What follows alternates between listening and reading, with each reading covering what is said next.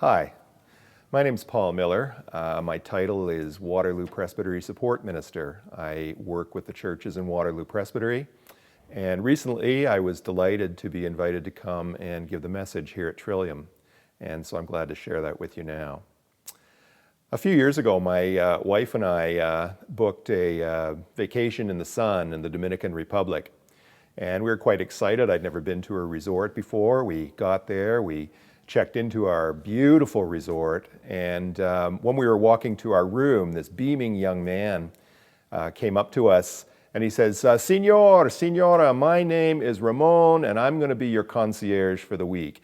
Anything you want, you ask me. You want dinner reservations, you got a problem with your room, you just come to Ramon and I'll fix it up. And I thought, wow, this place is amazing. I can't believe this. And then he handed me a paper and he says, I just need you to go to this room tomorrow at 9:30. And I said, what for? He says, oh, well, it's where we tell you about all of our awesome timeshare opportunities. And I thought, okay, time out. I have 1 week in the sun. I am not sacrificing a whole morning to go and listen to somebody's timeshare pitch. I don't know if that's ever happened to you. You think that somebody's doing something for you, and then it turns out that they're really doing it for themselves. I found out later, Ramon and all of the other concierges roaming around this resort got paid something like $19 for every unsuspecting tourist that they delivered to the presentation. A few years ago, quite a few years ago actually, I was a student minister, and I was doing a summer appointment at a church, and this young couple came up to me and said, we'd really like you to come over on after church this afternoon. And I thought, wow, that's great. Like, how friendly can you get? I got to their house and I found out it was an Amway presentation. They'd gathered people together to try and recruit them to sell Amway.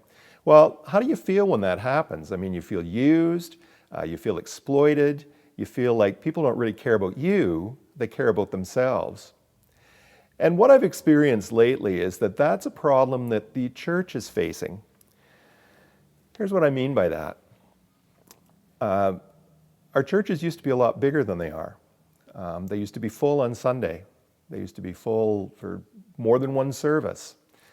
We used to have programs all week.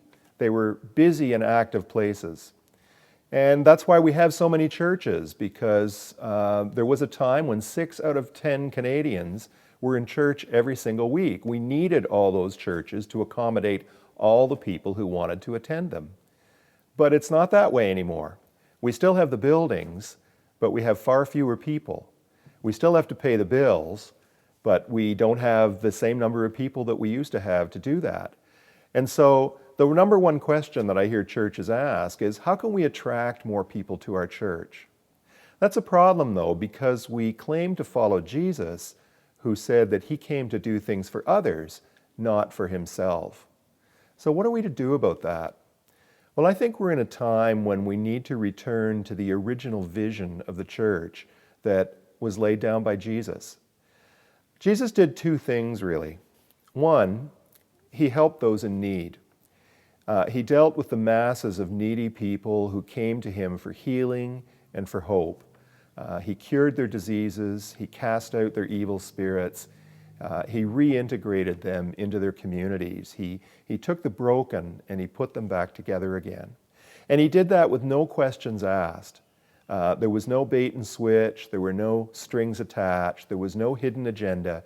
Jesus just said, if you need me, I'm here to help you. And he did that as a sign of the power of the kingdom of God. The kingdom of God is the power of God to make the broken whole and to cure the sick and to give hope to the hopeless and good news to the poor. And so Jesus' healings were signs that this power was breaking into the world, and it was available for everyone. You didn't have to be part of a religious institution to gain access to that. So that's the first thing Jesus did. He helped anyone who came to him. But the second thing that Jesus did is that he called certain people to be his disciples. A disciple is a follower, a student, an apprentice, if you will. And Jesus tapped people on the shoulder and said, you, come and follow me. Watch what I do. Walk with me. Learn from me. learn to do the things that I do. And he gave his disciples the authority and the power to do that.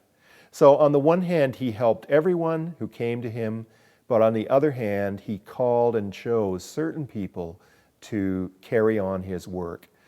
And I think that that's a vision that the church needs to recover. We need people to know that everyone is welcome, that anyone who wants to is welcome to be part of our community, that you don't need to pass a test or fulfill any requirements, that the church is open and hospitable to all. But on the other hand, we need people who answer Jesus' call and are willing to invest of themselves in learning what it means to carry on his work.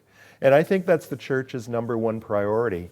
We need to find ways of calling and forming and equipping and deploying people who are committed to carrying on Jesus' work. So the big change, I think, is that we need to realize is that it's not all about us. It's not all about the church. Our job is not about attracting people to the church. Our job is about blessing people in the name and in the power of Jesus. And I think if we can do that, we'll get refocused on what the church ought to be about.